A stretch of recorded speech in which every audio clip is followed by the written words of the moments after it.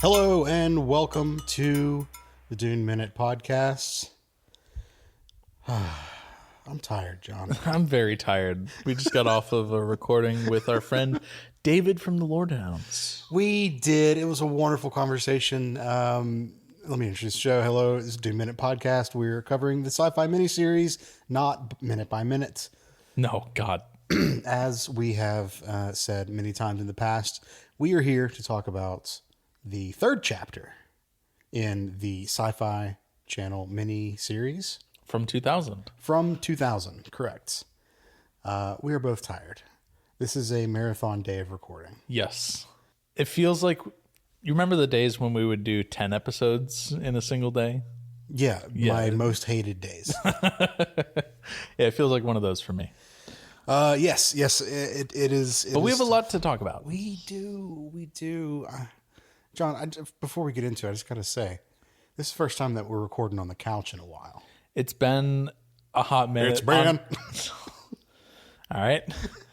It's been a hot minute. Honestly, it kind of threw me off when you started recording because I was looking down at my phone at something and just was not expecting it at all. But here we are. I would also like to, kind of apologize to our viewers.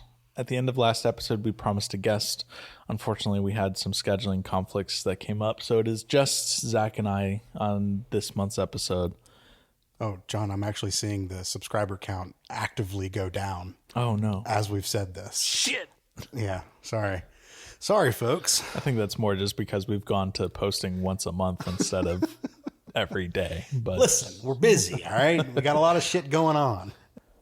Speaking of a lot of shit going on. There's a lot of shit going on in this episode. There is a lot of shit going on. We mentioned, I think in the very first episode, I'm sure it got brought up again in the second one. This series was produced on such a shoestring budget. $20 million for the entirety of the thing. $20 million in $1999, which right. I don't remember what the math was, but it's still nowhere near the hundreds of millions of dollars that you see that television shows have for their budgets now. No, and this is ostensibly 3 movies they're making. Yeah. They're hour and a half long or hour and a half plus long episodes. And yeah, these are 3 movies. So $20 million for 3 movies. That's pretty good. Well, yeah, it's a good deal for the recording studio. And every cent was stretched as much as possible. Absolutely it was. And I think they reserved a good chunk of that budget for this episode. We'll have to talk about it as we talk about the episode. Do you want to get right into it? Do you have any life updates? Anything cool going on? Baseball starts soon. Baseball has started. Well, we're in spring training. We're in spring training, but we have been watching the World Baseball Classic. Oh, what a series. What a tournament. I have to give a shout out to the Dominican Republican team. They fucking kicked ass, but unfortunately they had some heartbreak. That final was awesome. Anyways, this is not a sports podcast. No, God, no. Congrats to Venezuela for winning it all. Okay, on to the thing that people actually give a shit about. Dune. Okay, on to Dune. John, this episode, we get right into theme. There's no cold open on this one. I noticed that too. It's straight to the crumbling Dune logo and the music. No opening dialogue just yet, but as the dust swirls into Arrakis, we get our high school book report dialogue, and it's Arrakis Dune, a land so starved for water a single tear is cherished, wilderness home to the mysterious desert tribes called Fremen who long for a messiah to free them from Harkonnen bondage, a messiah, a boy once known as Paul, now known as Muad'Dib. Which is a good little synopsis for everything that's gone on in the first 2 episodes. Yep. And we just go right into a little bit of racism. Sure. There's a fair amount of questionable comments throughout this episode. Yep. But, we see the Harkonnen yelling at the Fremen for being slow and not working fast enough for them. We get a little spy action going on, some subterfuge with some bombs being planted, and then the most 2000 explosion sequence of just like sparklers going off. Right. I mean, you can tell this was a small set because there's a bunch of boxes in close proximity to each other. Yep. And good practical effects explosion though. We got some people hooked up on guide wires, just being like flung around and doing flips and everything. Guy wires or guide wires? Guide wires. They're not called guy wires? Oh, I don't know. I thought they were guide wires. I don't know either. I've always heard them called... Are you going to real-time fact check me on this? Yeah. Okay, cool. Guy wires.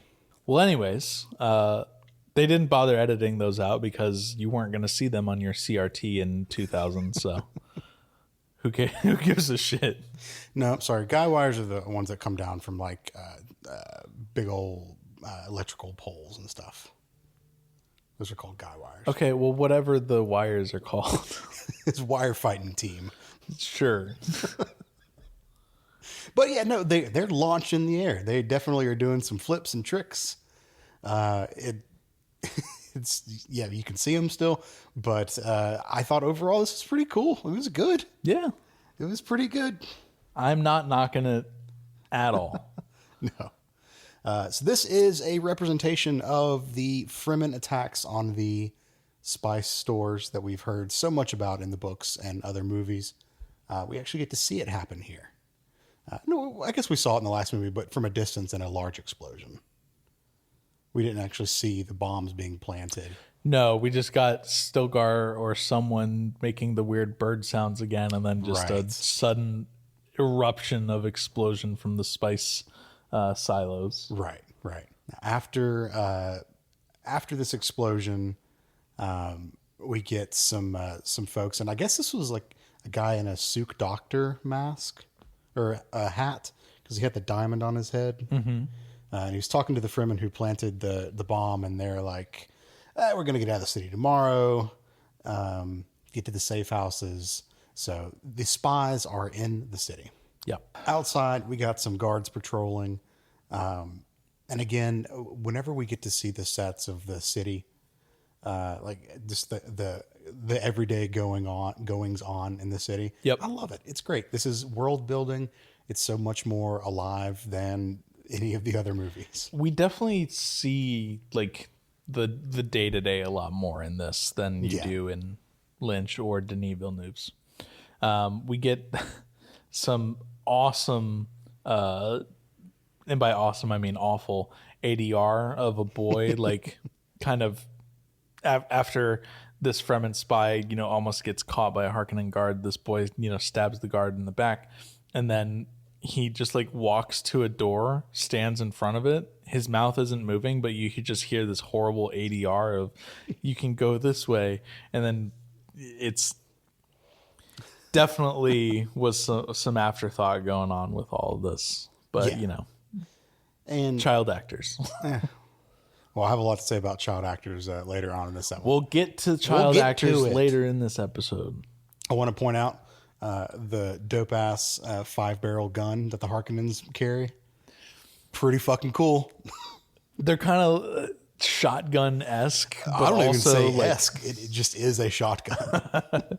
Well, we'll get to that later, too.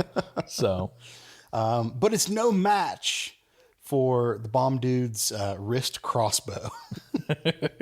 And I love the wrist crossbows. We get to see them later on in the big fight, but goodness gracious, stop spoiling it. Oh, sorry. It is such an impractical weapon. It's so dumb. It's so cool though. It's cool, but also just like, why? Far outside the city, Paul watches on, and they're just planning the next attack. Paul, at least at this point, he's kind of got like a let's show some restraint instead of attacking outright like Stilgar wants to. Yeah, and then Stilgar lets Paul know that something was found, and Paul needs to see what was discovered. turns out they found the skull of a cremated Leto. How do they know? The 'Cause this thing is charred. Well, okay, this thing is charred, but it's also just like a yard Halloween skull. Sure. I was like, he said, what did he say? He said they found a hidden crematorium or something like that. Something to that extent, yeah. And I was just like, how do you know, man? So many people died. So, like from then to now, because it's been a couple of years. Unless there was a note that said, hey, this is where we burned the body of Leto, but also like his skull just happened to be perfectly intact, just burned. Right. It was in a paper bag in the fridge that said, "Dead Leto, do not eat." Had the date on it. Yeah. Yeah. So Chani joins up with Paul and just right out of the rip really pokes a big hole in his prescience. She goes, hey, wouldn't trying to see the future fundamentally change the future since you know what the future is going to do? And he's like, stop it. This is not that kind of show. Yeah. Shut up. And she's like, oh, I'm just saying, you know, folks are going to get on Reddit in a couple of years and ask about this. People will argue online. Leto the second, the first gets a mention. Shout out to Leto 2,1. We'll see him briefly a few times. Yeah, we'll see him a few times.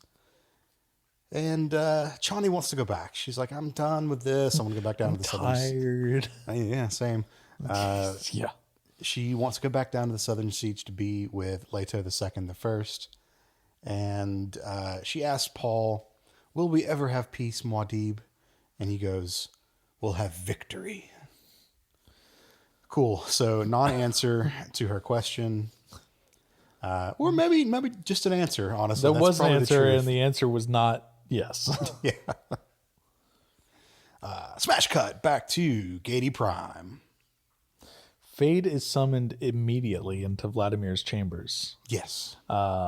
Vladimir has found Fade's attempts to kill him through a supplanted needle in the thigh of one of Vladimir's sex slaves. The thigh needle.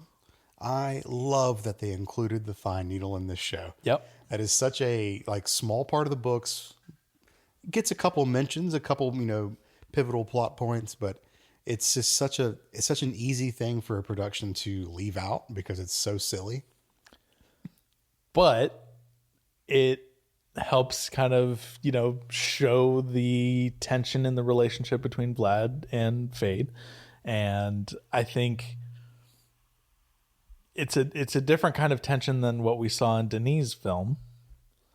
Certainly a different kind of tension than what we saw in Lynch's film, because Sting isn't all coked up out of his mind in this version.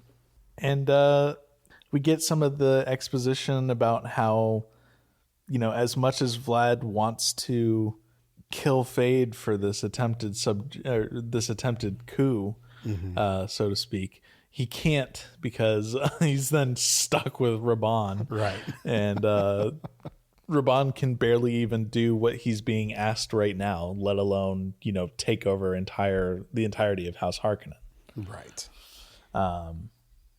That said, he does make it very clear to Fade that if he wanted Fade dead, he would have been dead a long time ago. And I believe him. Yeah, absolutely. I wholeheartedly believe him. From here, the Baron kind of goes to explain the larger plans for Arrakis. Well, Fade kind of figures it out. He's guiding him to the conclusions. Sure. And this scene ends with another fucking banger of a rhyme from the Baron. Hell yeah, it does. Do you have it written down? I do. Okay. Now let the Emperor mock House Harkonnen, call us swine, because in the end, his throne will be mine. This will never get old. Diss track of the year. I seriously think it will never get old for me. I do love, and I'm going to say, I've said it every episode, I'm going to say it till I can't anymore. Ian McNeice's performance in this show is so fucking good. Yeah. Yeah, he's exactly what you need for a Baron Vladimir Harkonnen in this kind of telling of Dune. Yes. Stellan Skarsgård was very good for Denis' telling of Dune. This Vladimir, though, fucking awesome. Then we cut right to childbirth. Yeah, where Hannah is having a child. Have we met Hannah before? I don't think we have in this. Okay. I don't know much about her. I'm going to be honest, neither do I. I neglected to look it up. So if she does have a backstory, I do not have written down. Yeah. What's more important, though, is we see Alia for the first time. Hey, Alia. Freak ass kid. She's a dang ass freak. Yes, people seem very nervous around her. Rightly so. Yeah. And I got to give a shout out to Laura Burton, who is the actor who plays Alia here. Child Alia. Child Alia. Yes. Yes. This is her sole acting credit. And spoiler alert, she fucking kills it. This Dude, she entire does such a good job, dude. entire episode, she's so goddamn good. Yeah, she's perfect at it. Like, So she's amazing. batting 1,000 on her Yep. acting. Amazing. Did a great job. Went out on a high note. Perfect. No notes. Yeah, Alia has she knows a lot of shit that she's not supposed to know. I wonder why. Yeah. And she looks at this baby who's just been born. Jessica is performing the birth. Not performing the birth. Delivering as a the midwife. baby. Yeah, delivering the baby here. And Alia comes in and says some bullshit about how he looks like one of their ancestors. And Everyone's like, how the fuck do you know that? yeah. And we get a shout out to Bela Tagis. Cool mention. I don't know if you know the backstory about that. Go on. It was a planet where during the Zinsuni migration, which I think we alluded to a number of times in summer school. Yeah. Basically, it's how the Fremen got to Arrakis. Yep. Started off at Earth. They were just like bounced around from planet to planet. Their populations were split a number of times. Some of them got wiped out, but they always survived. They persisted through. One of the planets where they had refuge was Bela Tagis. I think I'm saying that right. Yeah, that's it. There's a fair amount in the Dune Encyclopedia about it. Won't get into it, but it plays a part in them finding out that they have the ability to create Reverend Mothers on their own. This is one of the places where they were able to do that. Or at least led to them to be able to do that. Sure. All coming from this fucking weird ass kid. Yeah. But that was tens of thousands of years ago. Yep. She should not know this. Nope. And yet here we are. Yep. And she goes, well, I saw it. It's true. People do not like her. A little bit later, Jessica and Alia are talking, and she has basically the same conversation she had with Paul in the last episode. Yep. About the, hey, I'm a freak, you made me a freak kind of thing. And Jessica is like, my children are not freaks. Yeah, okay.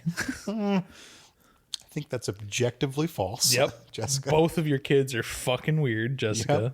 Yep. Cool. Batting 1,000 on weird ass kids. And then Jessica apologizes to Alia for doing everything that she did to her by taking the water of life when she was pregnant. And Jessica, begins to cry, wipes a tear away. A tear falls on Alia, and Alia just like slurps it up. Very strange. Yep. Good water discipline. I mean, guess. good water discipline, but also like kind of weird. Yeah. And then we cut out to a child that is not a freak, Paul, just out in the desert meditating. Totally normal dude, Paul. Just having a good old meditation moment where we watch 3 Shai-Hulud erupt out of the ground, and then we see visions of the green Arrakis and how with the planet becoming green, Hang on. Shai-Hulud disappears. Yes. This I know we don't have merch for this show, John, Yeah.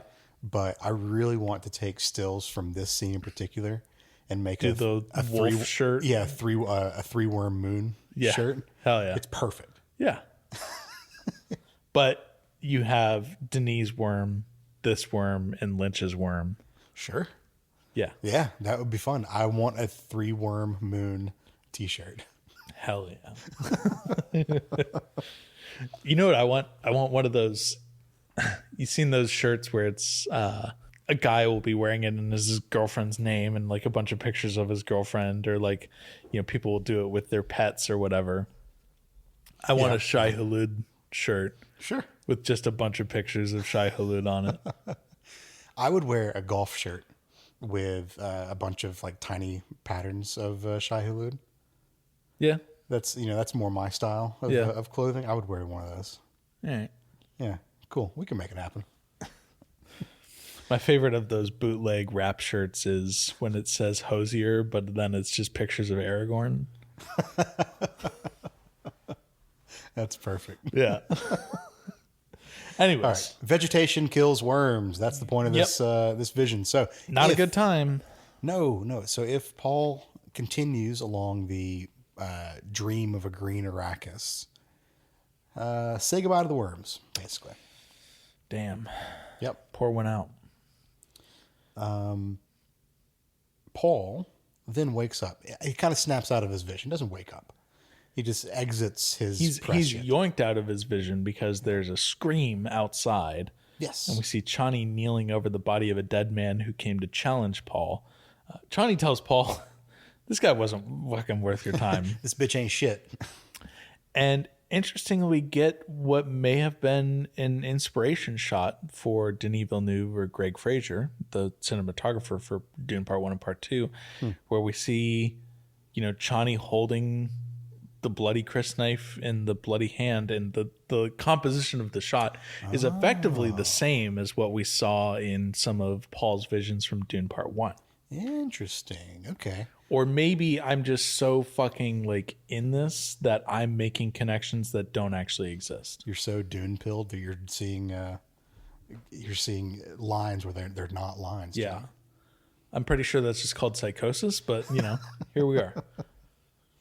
No, I mean, they had to have watched this before. I would be shocked if they didn't. Yeah, they're professionals. They're going to watch all the prior adaptations of a thing they're building. And then they said, "Damn, we'll never be this good." He said no to all of this. So, Paul, I guess at this point, has not ridden the worm yet, or not soloed on the worm yet. Yep. And he realizes that he will continue to be called out until he does so. Mm-hmm. So he calls for Stilgar. Yep. We get to see a thumper. Yeah. I think this is our first thumper. It is. It's a very large thumper. Thing's 5.5 feet tall. I wrote down in my notes, it's like a large fuck machine in the desert. No, I'm leaving that in. All right, fine. Yep. It is. It's very large. It is doing its thing, and a big old worm comes. Big old worm comes. We do get Stilgar's little hype up speech. Once again, do not shame me or my teachings. Right. Love that. Paul starts to recite the litany, and I mean, all of this is just following the books. I mean, this is just how it goes. Worm comes. Paul's too close. It's a big ass worm, and some awesome CGI of Paul climbing up on top of the worm. Yep. And then he turns the worm back. Yep. Everyone celebrates, and everyone else hops on. And I love the CGI of everyone just shoop, getting fucking. It almost reminds me of the way that they just get sucked up on the worm. Reminds me of the people moving tubes in Futurama. Sure. Yeah. Yeah. That's so funny. This has got to be annoying for the worm, right? I think it's just kind of the equivalent of when you see a rhino and there's just a bird just hanging out. Yeah, but the bird doesn't steer the rhino. Yeah, but I don't think it necessarily hurts the worm to steer it. No, just annoys. Okay, maybe not in this version. In Lynch's version, where they just fucking like take this giant pickaxe effectively and just Sure. crunch into the like. All right, So they ride off into the sunset with on the worm, and big old cheering and everything. Or, yeah, it looks like a lot of fun. yeah. So after this, Well, we fade to commercial at this point. sure, Yeah, and we fade back from commercial. when we get back from commercial, we are reintroduced or reunited with an old friend, Gurney Halleck, Gurney Man, P.H. Moriarty himself, and smugglers. and a host of smugglers. Yes. They're out there looking for spice. They find a false patch, and when they're going through, It's so funny. when they're going through the patch of spice, it looks like they just took some sand and then they just said, "All right, bring in a shitload of like oregano Yep. or whatever, and just like fling it on top of the sand." I think that's exactly what they did. Probably. Throughout this episode, we'll see spice in various forms.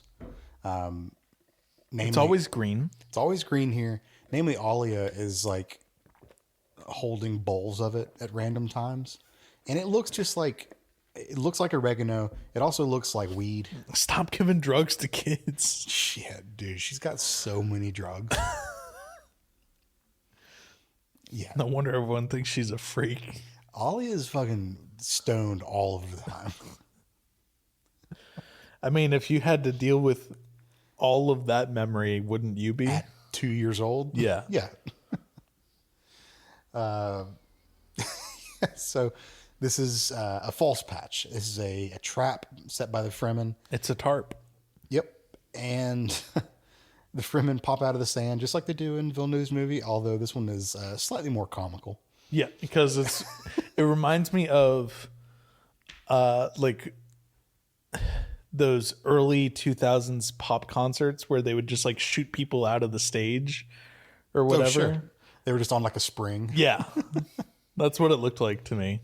Oh my gosh. Yeah. It's very, I don't even know how to describe it. It's just like an incredibly comical pop out of the sand. Yeah.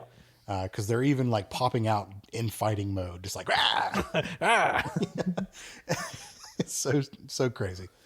But they ambush them. I think they kill most of the smugglers here, not all of them, Yep. but most of them.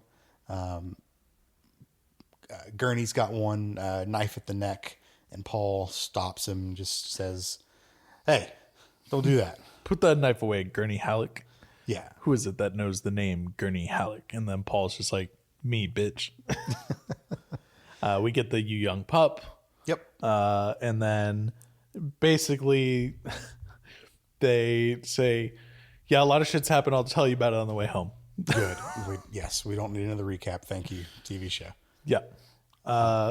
Paul, This is where he learns that Paul is the Muad'Dib. he learns that Paul's Muad'Dib. He introduces Paul to Stilgar. Yep. Vouches for him. Or introduces Gurney to Stilgar. They take them back to the cave to ride out the storm. One of the many caves, I think is what they say.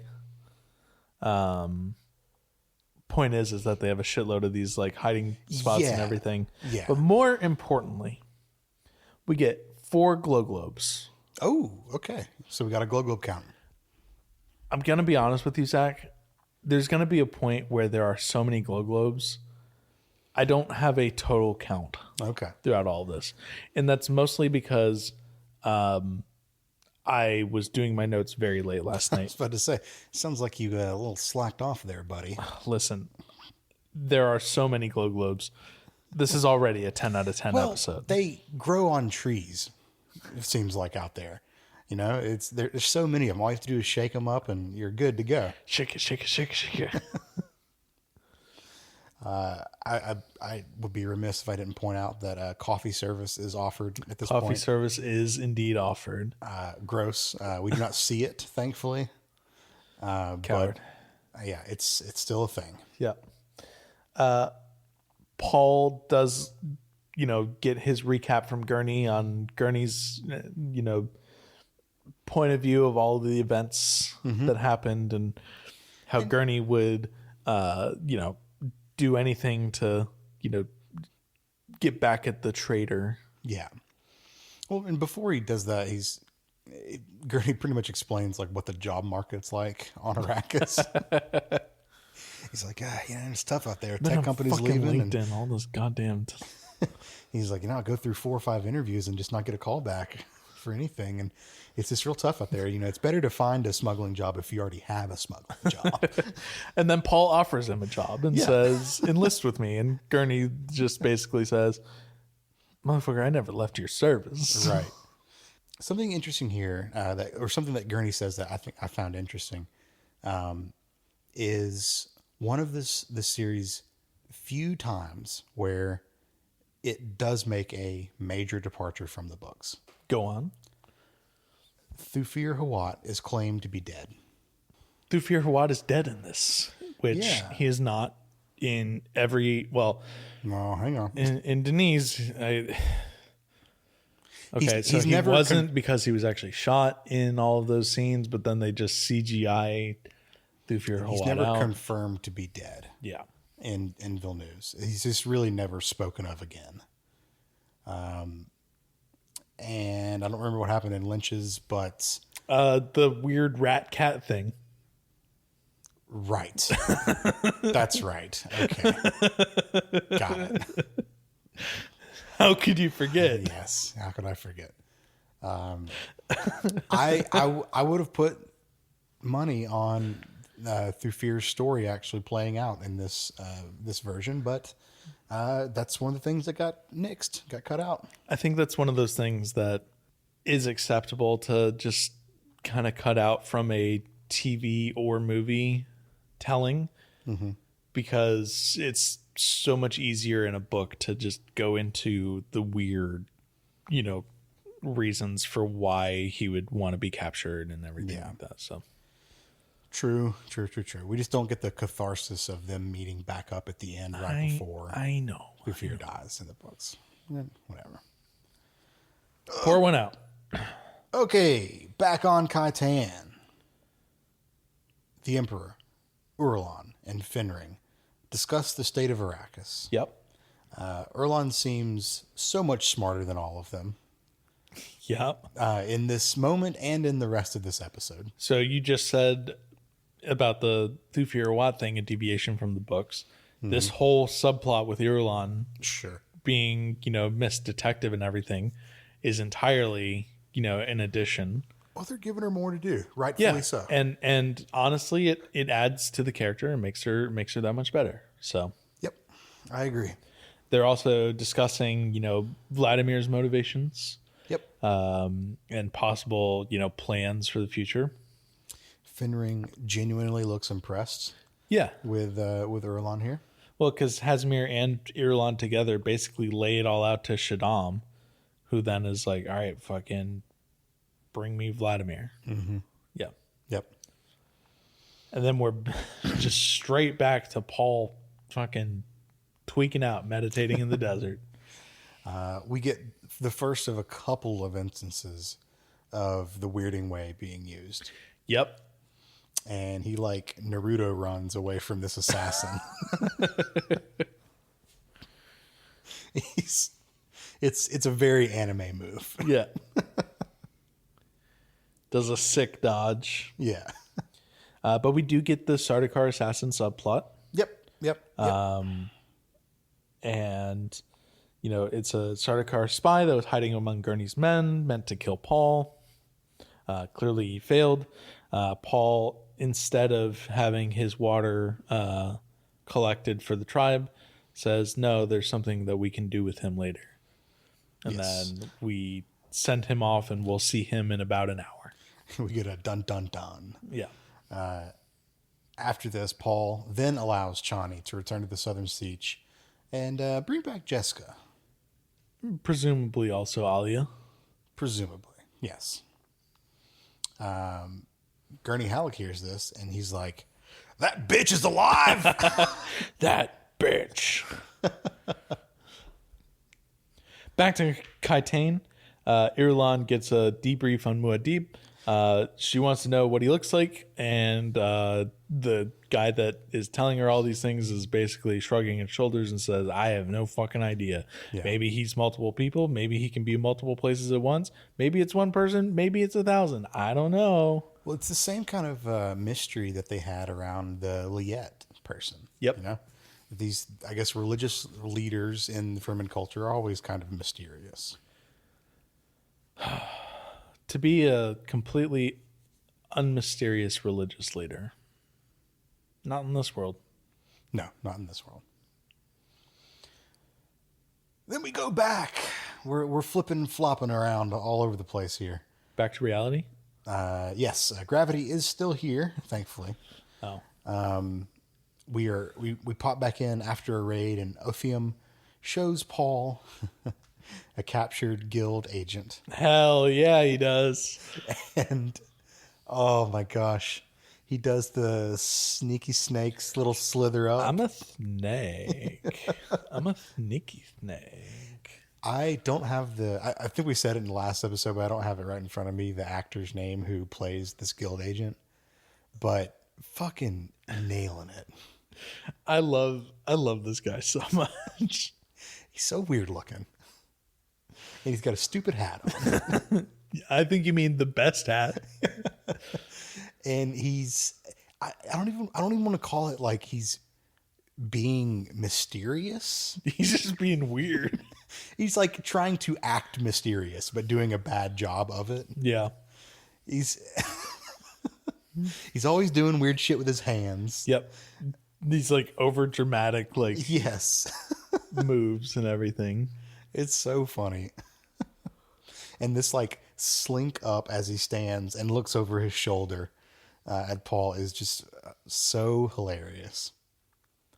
And then he tries to remind Paul about he's protected by a whole host of laws.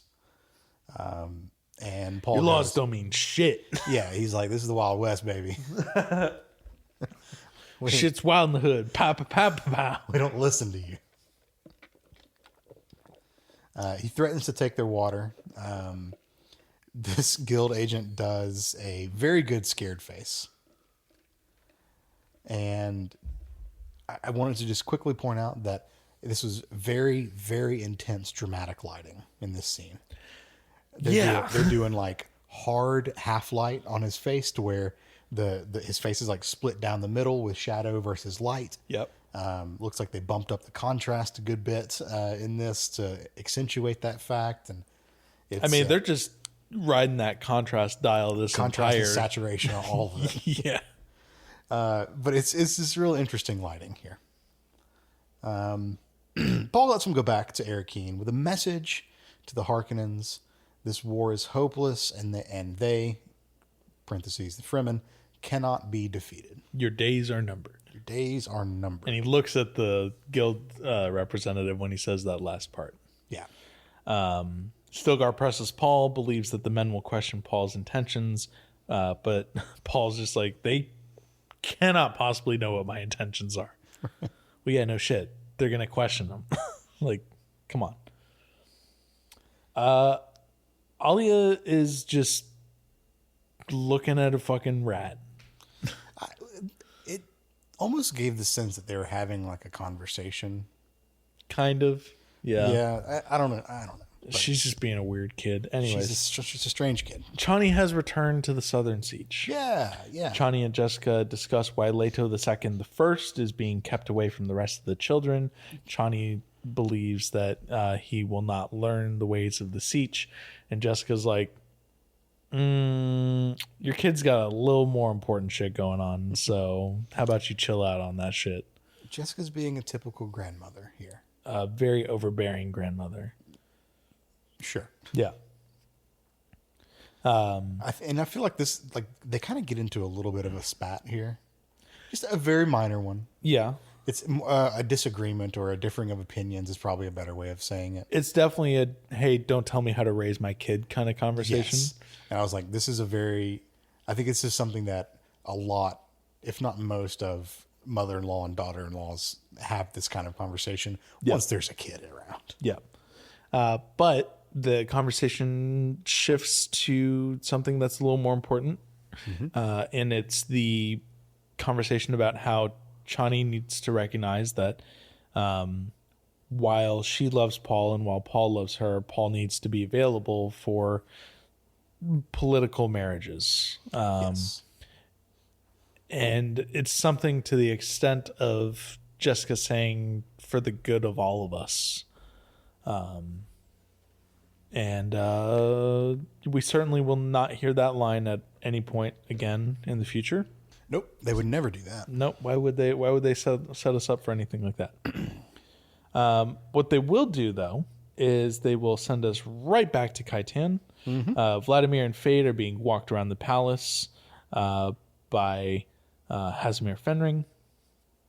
Irulan and Fade catch eyes, and Vladimir is being questioned by Shaddam, Gais Helen Moheim, the guild representative, and Hasimir. Yep. After A lot of fun hats in this scene. a lot of fun hats. Yeah. We love hats. Clearly they did too. Afterwards, in like a small council room, Gaius Helen Moheim basically says the rebellion must be crushed. The guild agrees that something must be done, but they cannot and will not suggest what exactly.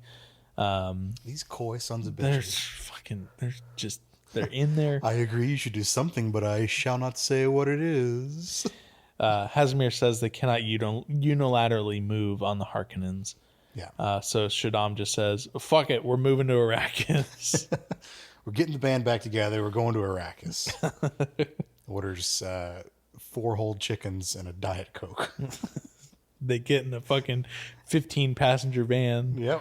Fucking the last church camp didn't, rewind the cassette. Yes, they're moving all of the great houses and basically the throne ship. Yeah. To Arrakis, because he can't do it by himself, so he's going to get everyone who is loyal to him to help out. With the guild's approval, of course. Of course. It's reunion time back on Arrakis. With who? Chani, Jessica, Leto the Second, the First are reunited with Paul and Gurney Halleck. Gurney Man. Jessica explains that Paul needs to call out Stilgar and cement his leadership. And I had to point out something that will be a running theme. I first noticed it here throughout this episode. The eyes. People's eyes look bad in this episode. Yeah. So it's either they're missing in large chunks of the movie, Or like half of their eyes are glowing. half their eyes are glowing. And did you notice the like errant black dots, like the pupils? I think that's so that they can actually see through the lenses. I guess, but it's like it caused them to have like weird double pupils in a lot of the scenes. Yep. Going forward. So if you're watching this, just know these is likely coming from the ultraviolet contacts that they're wearing, so that they can, get that cool practical effect.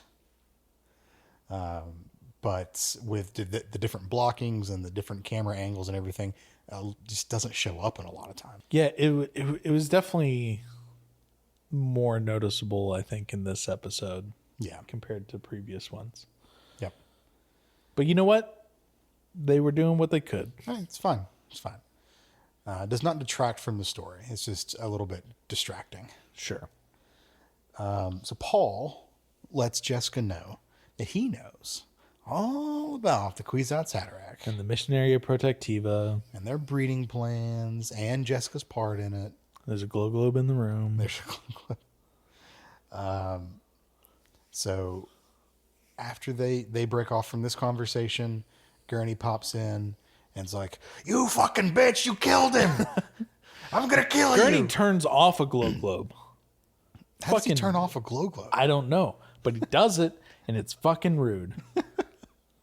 How would you like to be interrupted while you're doing your job? I'm just fucking hanging out doing my job. All right. He pulls a knife on Jessica and tries to get her to confess to betraying the Duke.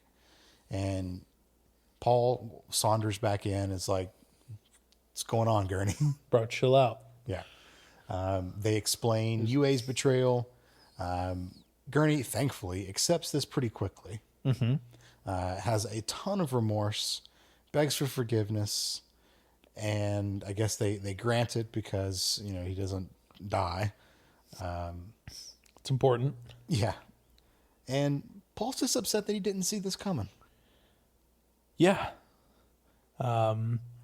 He then tells Chani to immediately return to the Southern Siege with Leto because they're not safe with him. Yep. Glow Globe is present in this scene as well. Okay. Hell yeah.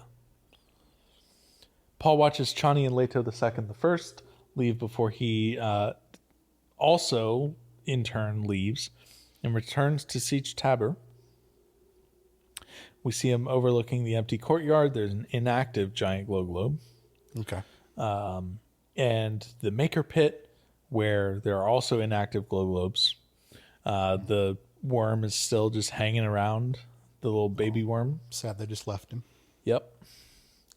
Paul is then up on the statue of the Mahdi meditating in the chest. Well, he's not just meditating. He's tripping. Well, I was going to get there. He's taken the water of life, and we know that because we're seeing the same visual effects that we saw last episode when Jessica took it. Yep. And Paul is losing his goddamn mind. Othium finds him right as he passes out. Yeah. And then we cut back from commercial, and we see a bunch of Fremen chanting and praying in the courtyard of Siege Tabor. Time has passed. Chani and Jessica then find Paul laid out in a bed, surrounded by glow globes. Zach, when I die...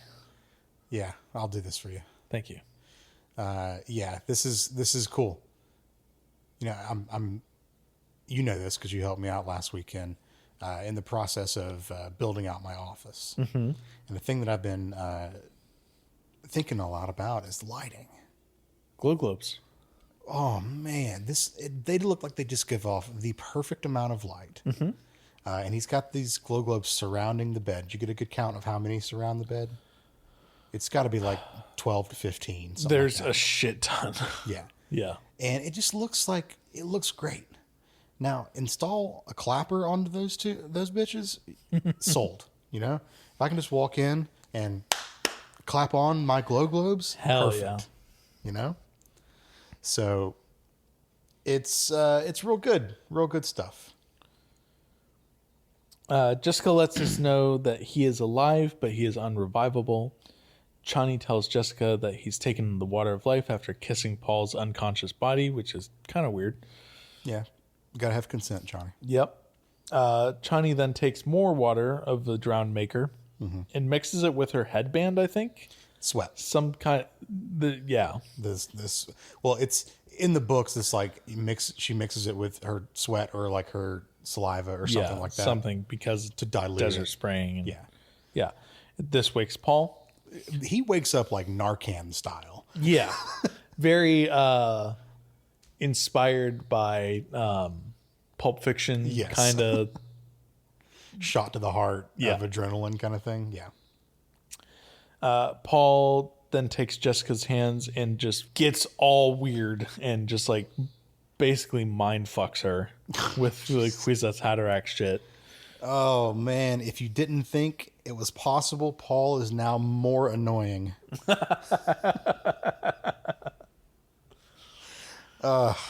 Let's give this teenager a god complex. It's like, like when the worst person that you've ever met does something good. Look, or does something that they can just kind of harp on forever, and you can't say it. She's like, fuck yeah, he did that one thing fine, but he's an asshole. yeah. This is what it is to me. Yeah, sure, he survived the water of life. That's very impressive, but you're a douche. You're a piece of shit. He basically takes Jessica and bullies her by taking her right to the edge of the place that she and the rest of the Bene Gesserit dare not go. He's like, I'm not touching it. I'm not touching it. I'm not touching it. We get the whole Fulcrum, the Giver and the Taker, the Master of Fate. Yeah. I thought that was cool. Yep. And Paul then just shows Jessica his coming jihad and the screams of billions. Yeah. And were we supposed to take that, because we saw a bunch of faces kind of flash behind them. Mm-hmm. I assume those were like faces of the ancestors. Maybe. It's not really clear at all. But you're right. Lots of dead bodies. Yep. And Jessica looks like she kind of regrets everything she's ever done in her life up to this point. Fuck. I didn't want it to happen like this. Yeah. You know what else there's a lot of? Highliners above Arrakis. Ooh, we do. We see a bunch of highliners. And because I think the graphics department was very smart here, they allow us to have some perspective shots too. Mm-hmm. Because just looking at these highliners, you'd be like, they're not that big. Because there's like 8 of them right here in this one frame. Yeah. But then we see the tiny little ships go into them. You're like, oh, fuck, these things are massive. Yeah. A whole fleet of highliners in space over Arrakis. Shaddam's palace is in orbit as Fade approaches Irulan, and she could not be less interested in whatever the fuck he's trying to do. He tries to pull a "we're not so different, you and I" kind of thing. And she's like, actually, we are. We're pretty fucking different, dude. Yeah. Back on the planet, Paul approaches the praying Fremen. He tells them of the fleet above Arrakis and that he's taken the water of life. Yep. Fedaykin declares that he is the Mahdi, but the crowd expects him to call Stilgar out. Yeah. And then we get the whole, would you smash your knife before starting that war? Would you cut off your own right arm and leave it bloody on the floor? Do you think the Mahdi is that stupid? There isn't a man among you. There isn't a man among you that can stand against me, Stilgar included. Basically, y'all's a bunch of bitches. I'm your boss now. Yeah, he's like, this is a stupid tradition. Yeah. It's very silly. We're done with it now. And they accept this. They start chanting his name. Mm-hmm. He turns on the waterworks. The water starts flowing out of the temple. And then they switch. They change the name up. They were shouting Muad'Dib before. Now we get the Mahdi. Mm-hmm. So Paul has leveled up in his fanatic worshippership. I didn't think that we could give more of an ego boost to Paul, and yet here we are. It's just nonstop, honestly. So Stilgar and Paul, they're talking about the ships that are in orbit and just like future plans in general for this, upcoming war / jihad.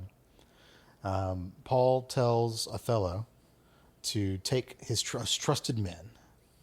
Did you say Paul tells Othello? I did say Othello. Jesus Christ. I have it... Othium? Othium. God. I have it shortened as just an oath. Okay. In mine. Paul had a Shakespeare moment. Oh, Hamlet. The vampires are attacking the city. Othium. He tells Othium. Jesus Christ. To go take his most trusted men and go to the reservoir at the Habiana Erg. Yep. And get some water of life. Find a big old pre-spice mass and just chill. Wait for my signal. Just hang out. Yeah. And Othium's like... Keep your phone off silent. Othium's like, bruh. What the fuck? He's like, yeah, I'm not dumb. I know what happens when you mix those two things. And you want me to do that? It's like saying, hey, will you go out to this gas station? I want you to build a huge fire.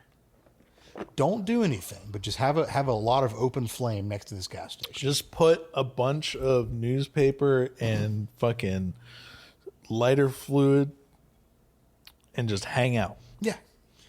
Smoke a cigarette about 20 feet away from it. Oh, okay. So, up in space. The rest of the episode, by the way, is a lot of bouncing around. Yeah, so we're just going to kind of keep on moving. Emperor is war planning, trying to find Muad'Dib. Back on the planet, Paul puts Leto's bones, Leto the First, I should say. Yeah, his father. Yes. Yep. in a small hole, makes it a shrine. And as the people start to dissipate, hey, we got William Hurt back in a vision. We got a vision of Leto. Yeah. And he quickly just fizzles away. Yep. So William Hurt got paid and dipped out. He did his 10 minutes of work for this episode. Hell yeah. Probably made a couple $1,000. Awesome. Paul and Jessica discuss the coming jihad. Yes. A terrible purpose awaits us, Mother. The vast organism we call humanity is about to reinvent itself from the ashes of its own complacency. The sleeper has awakened. Anything that tries to stop it will be crushed. Even the innocent, there are no innocents anymore. So, we get Sleeper is Awakened line. Very cool. Yep. Love that. Paul is really just a cocky asshole now. He's a little big for his britches. Paul is getting a little ahead of himself, trying to take over the role that his son is going to inevitably do, because Paul's out here talking about complacency and shit. That's all Leto the second's game. Right. Let him handle that bit of it all, Paul. You just worry about your galactic jihad. He drops some bombs, though. He does. Paul lays out their lineage to Jessica, basically explaining, hey, you're Harkonnen, by the way. And, he's like, what, you didn't know? Yeah. I think we've asked that question before. Since Jessica took the Water of Life, couldn't she see back into her ancestral line? You would think so, but she doesn't. I don't remember from Denise's movie if she ever makes mention of it. I don't think so, because Paul has that moment of the revelation to her. Yeah. Well, in every adaptation, it's something that is told to her versus her finding it out herself. But, yeah. And this really kind of put the question in my head, is Jessica's defiance of having a son versus a daughter, that's really the cause of all of this. Yeah. Like that's where a lot of the problems started, right there. It's literally all Jessica's fault. Good intentions, bad results. Yeah. You loved this guy. You wanted to give him a son instead of a daughter, and now look at what you did. Yeah. Everyone's pissed. Yeah. So after this conversation, we go back to Alia. She's being a real creep again. Yep. Just sitting out in the desert, and she's like, "Oh shit, my brother's coming." Well, no, the that's attack. not yet. That's later. She's just like, yeah. So we're about to get bombed, and then there's flying in a bunch of ornithopters, and then it's just chaos in the southern siege. So many deaths. Yep. Both, Sardaukar and Fremen deaths. Yep. And see you later, Leto the first, or Leto the second, the first, because you kind of suck, actually. Well, he's a plot device. Yep. Now, do we ever see this? Have we ever seen the Sardaukar who actually pulls the knife on Leto? We see the two. Have we seen them before? Sorry. No, not before. Okay, we'll see them again. We'll see them later. Yeah. Don't you worry. I'm not worried. I'm not worried. Paul jolts awake because Chani jolts awake. Paul's just creeping off in the corner. True. Sorry. Chani jolts awake. Paul's just fucking tweaking in the corner. He knows what's going on. Yeah. And then we immediately cut to Paul, Stilgar, and Gurney back on their little ridge overlooking the city of Arakeen. Mm-hmm. The Emperor's Palace is now there. It's so out of place because it's just so gaudy and gold and everything. Yeah. Paul is solely focused on the destruction of the Emperor. It is time to let them know that Muad'Dib is here. And the Sardaukar captain that we captured about an hour ago finally has his purpose. Yes. He is being set free with the task to deliver the terms of the Emperor's surrender. He says, this is bullshit. And basically Paul says, motherfucker, you want to try again? Are you mad? He's like, when you come back, we'll figure out who's mad. Yeah. He's like, ah, fuck. All right, fine. Nice of him to give him a full dress uniform and, Yep. and rank Full and all that good. rank and regalia and all that fun stuff. I'm sure they had to hobble it together from a number of dead bodies, but yeah, they got it there. Close enough. And this is the Ignore scene. all these bloodstains. Yeah. Then we move on to one of the climactic scenes of the movie. John. We're back in court. The Emperor brings forth Alia, who was captured in the raid on the southern siege. She's doing her thing. She's, saying sooth all over the place. The Baron comes up and says something that is highly offensive. I believe it's highly offensive. At I least, don't remember what he says. what is this, some kind of midget? Oh.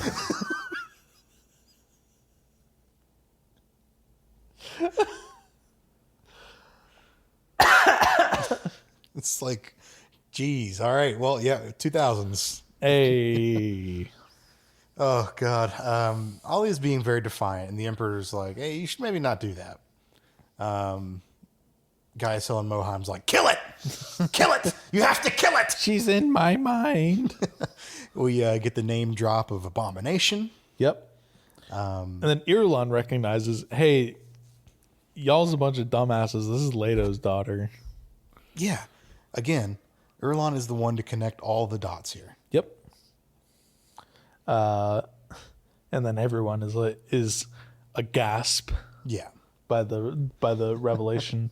Gurney then detonates the shield wall, and the storm rushes in on the city. Yeah. My brother comes. Oh, gosh. Again, the actor who played Alia is killing it. Yep. She turns around. She's smiling. My brother comes. So freaking good. Yep. Storm rushes in the gap in the shield wall. Ornithopters flying in with it. Bombing runs on the city. Let's go. That's right. Again, a lot of CGI, a lot of visual effects, a lot of explosions. This is where the money's going. Yep. But we do get a reused shot of the hangar exploding from Yes. the very first. Yeah, I noticed that. Okay, cool. The Emperor tells them to toss Ollie out in the storm. She's like, the storm will have what it takes.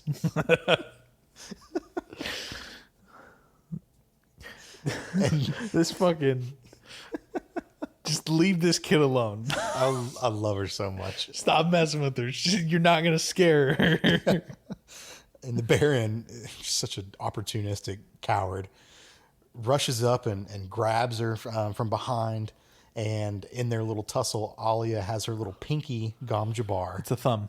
Is it a thumb? Thumb. Okay, thumb Gom Jabbar, stabs him quick on the hand and jumps out of his arms. And she gives the iconic line, calls him grandfather, and says, "Now you've met the Atreides Gom Jabbar." She drops it, and it's like a snake ring. Yeah, thing. very cool. Yeah. It's really, really cool. And then Ian McNeice Just really milks fucking this. just milks it, dude, and just lays into this death. Well, he's suspended, right? He's floating on his suspension. Yeah. His suspender field. And he dies in the most dramatic stage actor fashion. Also, didn't realize that Ian McNeice is just missing one of his front teeth until now. Oh, really? Yeah. I didn't notice either. And in all of this, like one of his front teeth is just gone. Oh, I know. I didn't notice Yeah. it all either. Yeah. The more you know. But when he dies, he remains floating. So his dead body is just Okay, like, I'm glad you noticed that too. He's Yeah. just this giant, fat, dead body just floating in the air. yeah. And there's so much chaos that's going on at the moment. You have to imagine people are bumping into him. I love that at one point, like you see the chaos of what's going on in the court, And and he's there's just floating. well, he's just floating there, which is hilarious. But there's just one like old guy that's just like casually walking back and forth in the middle of all of it. It's hilarious. But yeah, everyone's freaking out. Fade is just like, what the fuck? The worms are riding in through the gap. Chaos on the throne ship. And the T-posed bodies on top of them too. Yep. Alia darts off. And escapes. She escapes. Oh man! So the Sardaukar guards. We cut out to the desert after this. The Sard guards. Sard guards. Yep. Sard guards are running. The Skarsgård guards. Well, these are not the Skarsgård Sard guards. These are the Scottish Sard guards. Oh shit! My bad. Yep. They're running, and they're holding their rifles in front of them, and as they're running, and the rifles are just like moving as it would normally when it runs. Yep. But then they just like CGI'd gun blasts out of them while they're running. Yep. So it's like they're not aiming, they're not doing anything. It's just going off at random times. We get like a solid, probably 4 minutes of just chaos and fighting. Yeah. Like I'm sitting there trying to take notes, and I'm just like, No, we're just cutting all over the place. It's people getting stabbed. We get a lot of the wrist darts going on. Gunshots, explosions. People are flying all over the place. At one point, we then go to some air-to-air dogfights over the city and sequences that like are actually pretty impressive from a choreography standpoint, just because of the amount of people that are like in the shot, like fighting each other and everything. You're talking about the scene like in the courtyard where everyone's like a bar brawl. Yeah. It's basically what it is. There's a guy in the corner with the fucking piano going crazy. Absolutely. I had that note here. So this is a lot of close quarters fighting. Yeah. With a ton of people. Have you seen that one video where there's the guy that's just like, hit it, Joe, and he's got the fucking like 1930s like making all sorts of sound effects. That's basically in my head. Yeah, there's a guy off in the corner that's just fucking hitting all these levers and shit. Yeah, he's pulling strings and it's like cymbals crashing. And, there's a vibra slap in there and shit. Like it's just his noise making machine. It's just so chaotic, but this must have either been this had to have been a nightmare to film. Oh yeah, and there's just to coordinate, and there's people on like hanging guide wire lines and stuff like that are being like blown away from explosions and everything too. So oh my god, there's one Fremen dude that has some sick kung fu moves too. Yes. Okay, I'm glad you saw that. I did see him, and it's pretty damn cool. Yeah. It's a lot of fun. At one point there's a Fremen that's just like suspended from a wire, and it's not even a wire, it's like a full-on like climbing rope. It's like blue and pink. You can, in the way that it's shot, it's like the cameraman is under him and you can just like look up and you just see the ceiling of the whatever studio that they're in. Like listen, this is a lot of fast cuts. I think this is where the budget really ran out, and they're just like, "Fuck it, we kind of." They had to save some for the end here. Yeah. So, then we get some. Well, okay, hang on. That close quarters fighting. That scene is preceded by we get to meet the Sardaukar who murked up Leto the Second. Yep. Leto the Second, the First. Leto the Second, the First. And he encounters Stilgar, who has picked up a Sardaukar 5-barrel shotgun. Yep. And it is point blank on his chest, and Stilgar's just like, "Watch this, bitch!" Yeah. He fucking just blows a hole open in this guy's chest. We see it from behind. Yeah, and it's like a moment of actual gore. Yeah, in this series, where this guy gets his back blown out in the bad way.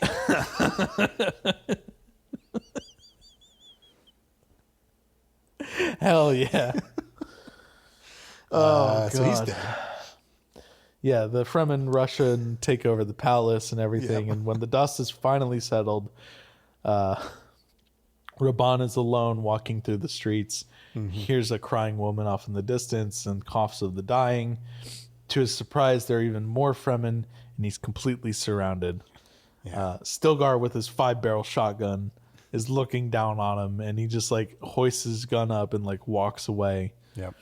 And then Raban basically realizes like he's fucked. He drops his knife, lets out a yell, and then the rest of the Fremen just go in and Ides of March his ass. Dude, I said Raban gets Julius Caesared. Hell yeah.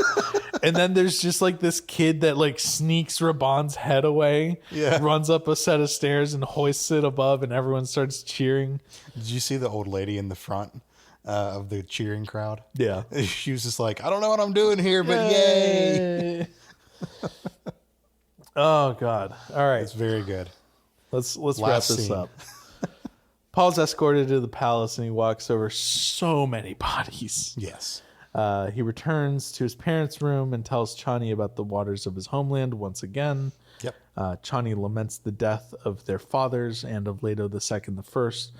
And Paul has the maybe not most comforting response, where he's just like, yeah, there's going to be more kids, I promise. Paul, read the room, bud. Tell your girlfriend it's going to be okay. Yeah, that's really not a great thing to say. Like, you don't console your child after the family dog dies by going, we'll get another dog. Yeah. It's like you're taking all of the importance and uniqueness away. They're fucking replaceable. Yeah. Also, is like, I love that, or I don't love, I hate this actually. There'll be other kids. Is like, don't worry, I'm going to knock you up again. Yeah. You're going to make another one. Don't worry. Chani asks, it's over, and Paul says, almost. Yes. And we fade to commercial. Last commercial break. Because we come back, and Shaddam is playing tough guy in The silliest of sleeves. The least tough guy outfit. He's got a real Jerry Seinfeld Facility Jerry shirt going on. Dude, it's worse than it's like some fairy ass costume. Like, but contrast that with Paul's sick karate outfit that he's dude. he's looking crisp. I think I have to make that the thumbnail for this episode. Like, there's no way, right? All of them are looking good. Chani's got on her big old like scallop fan helmet. hat. Yeah. Jessica's got her gold on. Stilgar's got his green condom hat on. Right. Yeah. They're all looking like they took some showers.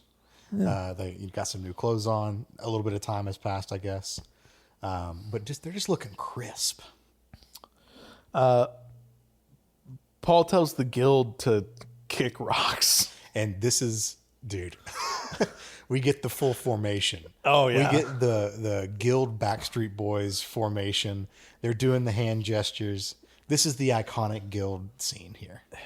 It's so nice seeing this not as just like a giga compressed GIF anymore. I was like, it's nice seeing it in context. Yeah.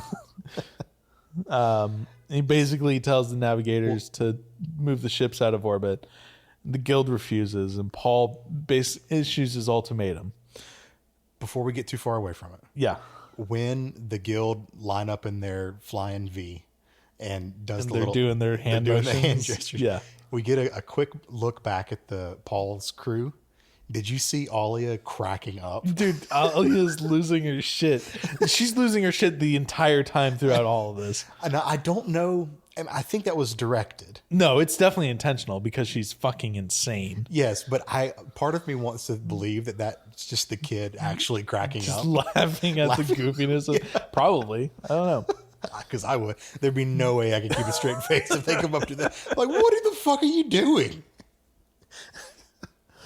Oh, God. Yeah, so Paul issues his ultimatum. Move them or he will order the destruction of the worms by putting water of life on a pre-spice blow. Yep. Guys, Helen Moham tries to have Jessica silence Paul, but Jessica's basically like, you do it." fucking do it. I ain't doing it. Yeah. And we really see Paul's tyranny here in this version because Paul can actually lay out the stakes. Yeah. We didn't get any of that in Denis' version. In Denis' version, it was, I guess I'll shoot a nuke at him. Yeah. Yeah. There's a whole like theme in the books of Paul asking different people and getting confirmation of basically saying like, if you have the power to destroy a thing, does that not mean you control a thing? Yeah. And we get that in Denise in a little separate bit. way. Yeah. We get the line, he who can control, or he who can destroy a thing controls it. Right. We don't get that here, or weirdly.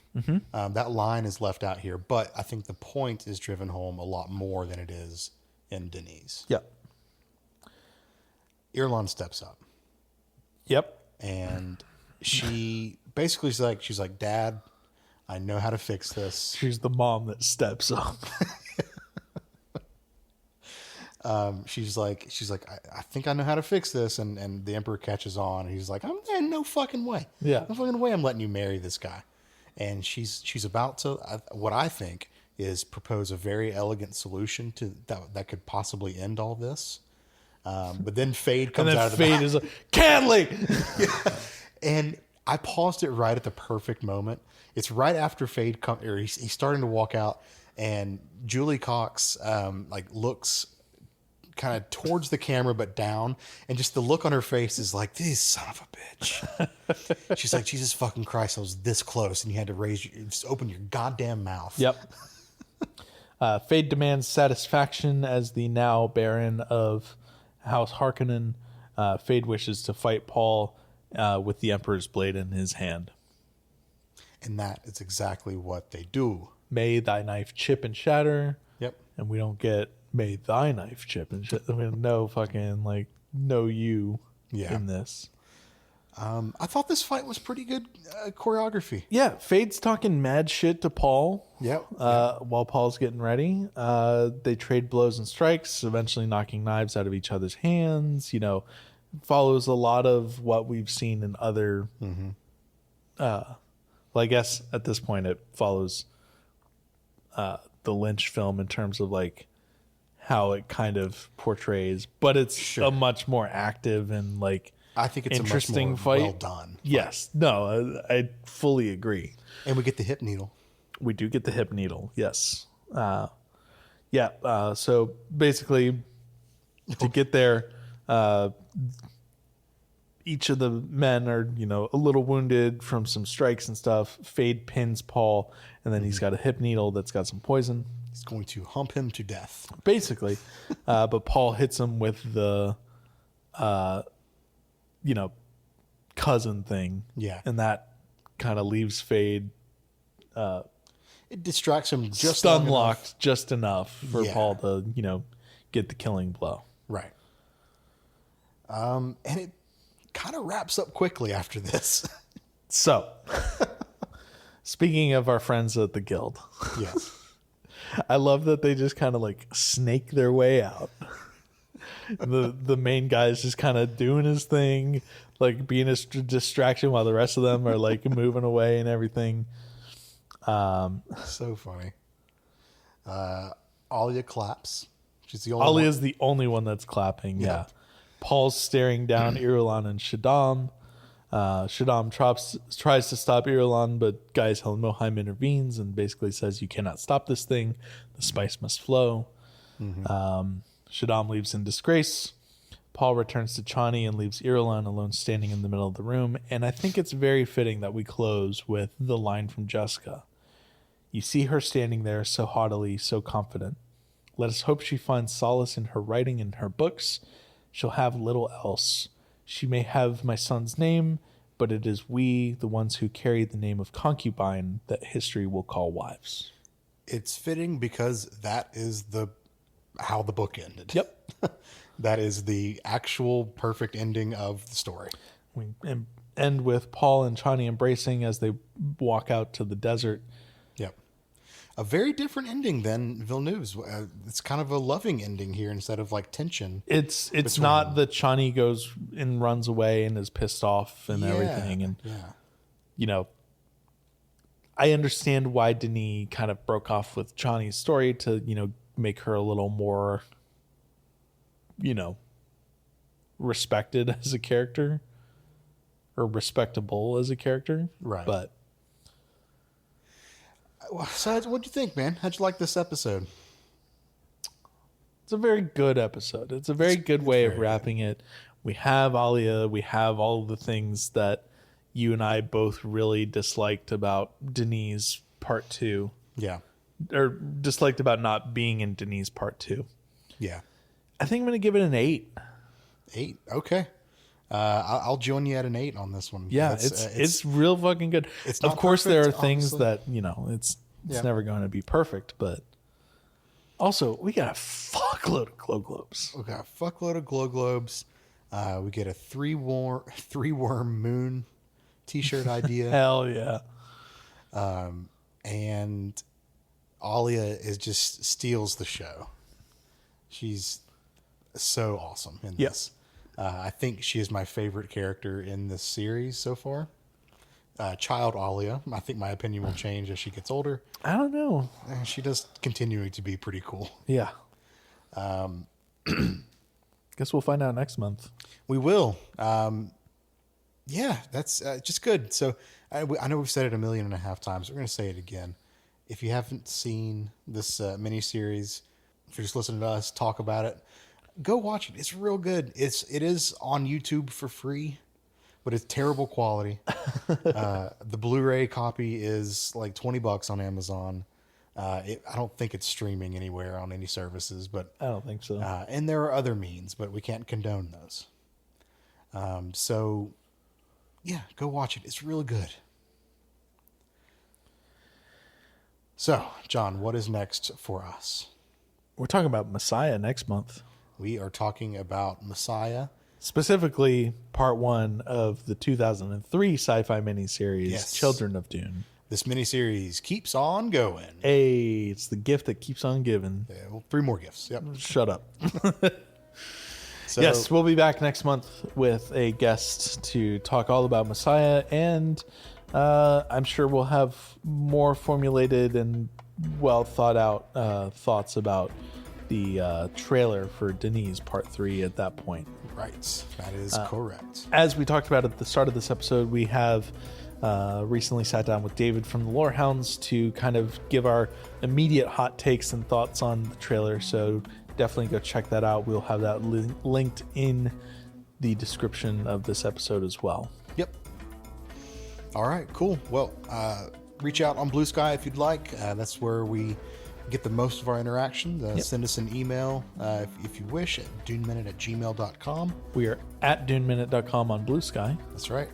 And we will see y'all next month. See ya.